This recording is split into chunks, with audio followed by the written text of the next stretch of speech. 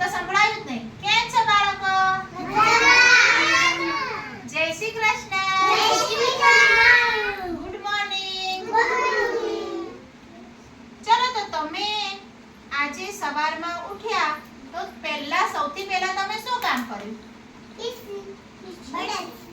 Brush કર્યું. જેન્સીબેન brush કર્યું તું?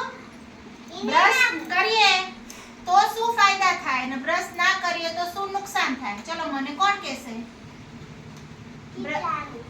બ્રશ ના કરીએ તો શું થાય?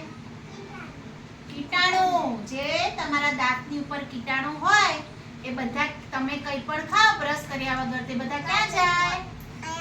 તમારા પેટમાં. ક્યાં જાય? પેટમાં. અને પછી પેટની અંદર જઈને તમને ઝાડા ઉલટી થઈ જાય, કાં તો તમને પેટમાં બહુ દુખે, એવું બધું થાય ને? ઉલટી આવે. અને જો તમે રોજ સવારમાં ઉઠીને તું બ્રશ નહીં કરતી હોય, કરો છો બ્રશ કરો છો તમે, તો પેટમાં ના દુખવું જોઈએ. હા સરસ. જો કેટલા મસ્ત ચોખ્ખા દાંત છે એકદમ. હા બહુ સરસ. બતાવો તો બધા પોતાના દાંત. ત્યાં બેસીને જ બતાવો, મને દેખાશે. હા એકદમ ચોખ્ખા. તમારા બતાવો. સરસ. એટલે બધા બ્રશ કરો છો. બહુ મસ્ત દાંત છે બધાના. ચલો ચલો, દાંતની વાત તો થઈ ગઈ. સરસ, તમે બ્રશ કરો છો. એ ના કરીએ તો આ નુકસાન થાય, અને કરીએ તો તમારા દાંત ચોખ્ખા થાય. એ કાઢી નાખો બેટા. અને તમારા દાંત મજબૂત પણ થાય. તો તમને ક્યારે છે ને દાંતની અંદર સડો, કીટાણુ ના બેસે, તમને દાંતનો દુખાવો ના થાય. ચલો એના પછી તમે બ્રશ કરી લીધા પછી શું કરો છો?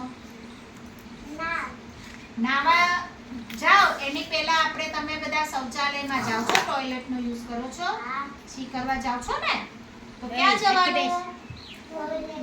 ટોયલેટમાં. ખુલ્લામાં જવાનું નહીં, બરાબર? અને ટોયલેટ ગયા પછી શું કરવાનું? નાવા પહેલા હાથ ધોવાના. હા હાથ ધોવાના, પણ હાથ શેનાથી ધોવાના? સાબુથી કાં તો હેન્ડ વોશ, લિક્વિડ થી હાથ ધોવાના. અને કેવી રીતે ધોવાના? ચલો બતાવો મને. હા ચલો પછી બીજો સ્ટેપ.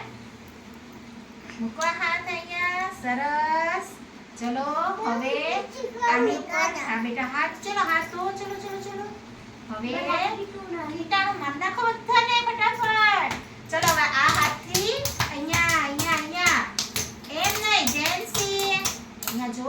હવે આ હાથ જે છે આંગળીથી આ હથેળીમાં ઘસો એટલે એના બધા કીટાણુ મરી જાય. હવે આ અંગૂઠો એટલે અહીંયા અંગૂઠાની વચ્ચે જે છે ને એ કીટાણુ મરી જાય. કરો કરો. હવે અહીંયા.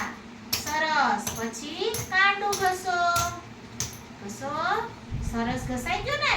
તે પછી પાણીથી ધોઈ નાખવાના. જો નળ હોય તો નળની નીચે, નળ ના હોય તો નાનું ટબનું પાણી લઈ એનાથી ધોવાના. આખી ડોલની અંદર કે ટબમાં હાથ બોળવાના નહીં. બધું પાણી બગાડવાનું નહીં. વૈભવ ચલો. અને પછી હાથને થોડીક વાર હવામાં રાખવાના. રાખો. થોડા કોરા થાય પછી ચોખ્ખો અલગ નાનો નેપકિન હોય ને, જે સ્પેશિયલ હાથ સાફ કરવા માટે તમારા મમ્મી રાખતા હોય, એનાથી હાથ સાફ કરી દેવાના. એટલે તમારા હાથ થઈ ગયા એકદમ ચોખ્ખા.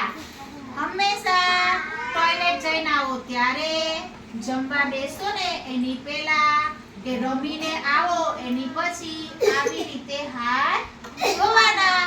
અને આ વસ્તુ તમારે ઘરે પણ બધાને